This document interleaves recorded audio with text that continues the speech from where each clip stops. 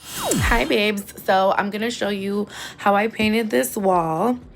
All this stuff is from Home Depot and the tape is from Hobby Lobby.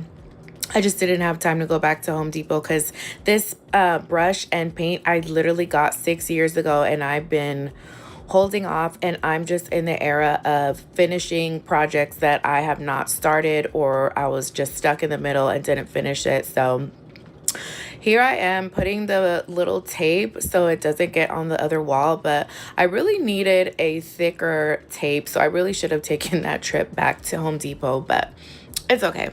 I'll get some paint thinner to kind of get off the little bit of paint that did get on the other wall. But the instructions say to paint like the letter N and always start from the top. So that's what I did. So it's like the letter N, you just brush up and down, however long strokes your arms can reach. And yes, my arms and my hand were hurting, but I didn't have a big roller. I had just used this little brush. And on the bottom, I had put paper so it doesn't drip down, because they had just came in like a couple weeks ago and redid the counters, because before they were just so outdated.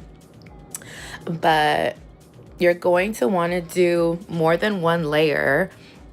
So after this, I let it dry, and then in the evening, I ended up doing another layer. I think I did a total of 3.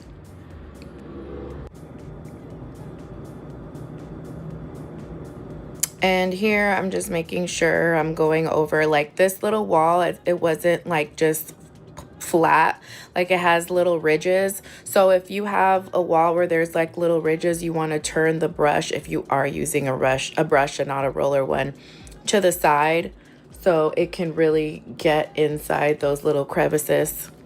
Here I am taking off the tape, and this is the finished wall. Stay tuned what I'm gonna do.